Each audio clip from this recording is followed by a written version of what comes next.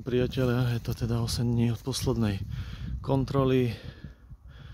Dnes je 12. apríla, pekný slnečný deň, už nerozkvitli aj skoré čerešne, takže poďme sa pozrieť do včiel. Ako vidíte, sú v plnom pracovnom nasadení. Dnes už otočím aj letáče alebo letové očká, aby mali teda rýchly prístup von.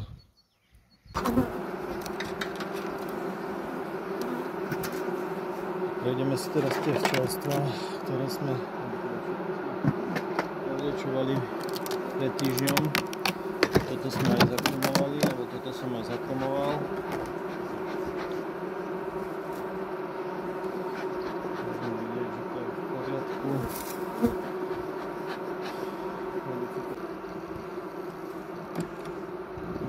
Že tie chladné dni v pohode prežili. Postupok zásob.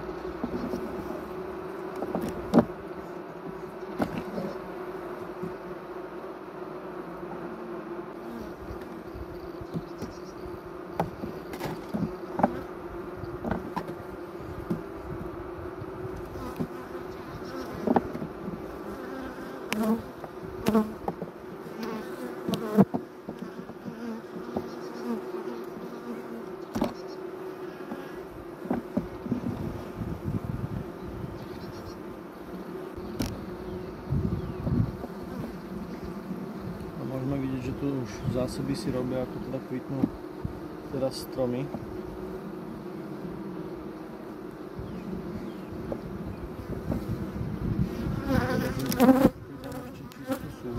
Nech má matka kde klásť vajíčka.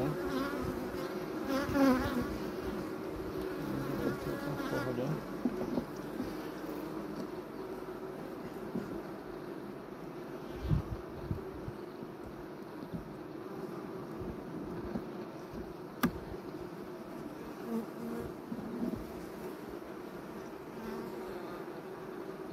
Vajíčko, matku teda zatiaľ nevidím, ale vajíčka tu sú, dokonca môžeme vidieť už aj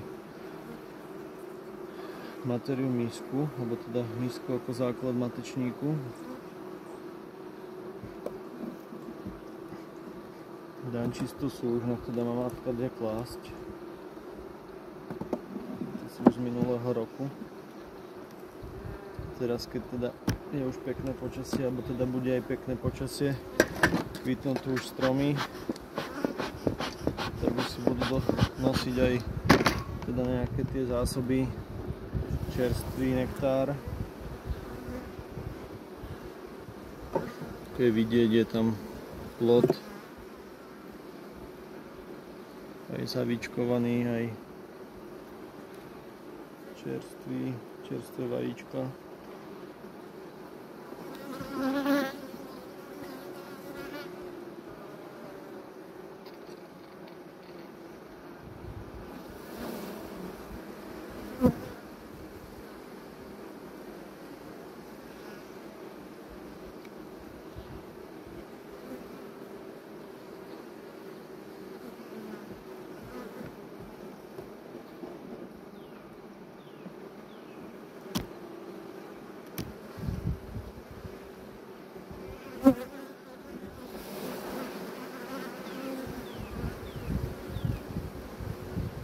Tak tu môžeme vidieť, ako sa nám liahnu trúbci takto skoro zo začiatku jary.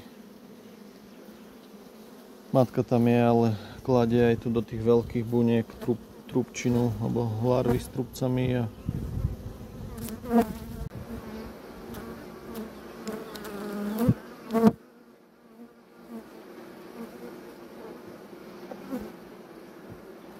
Už cítim aj čerstvý nektár, alebo teda je tu cítiť v tom múle znášku prvú.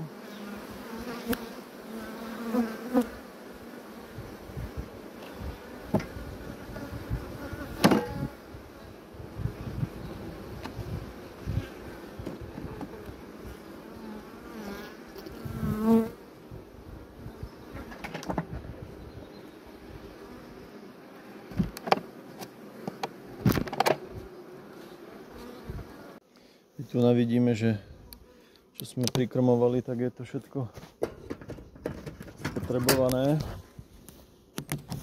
Pozrieme do nich.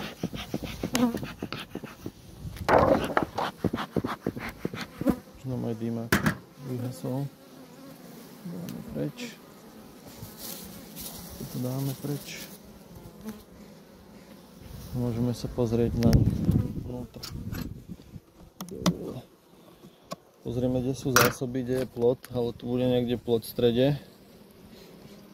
Pozrieme, koľko majú zásob. Rámiky popreskládávame, preskladáme trošku cikcatkovito, aby teda vlastne mali čo najbližšie k plodu aj zásoby. Môžeme vidieť na rámiku čerstvý pel, ktorý už znášajú. To je tohtoročný pel. Už v buňkách.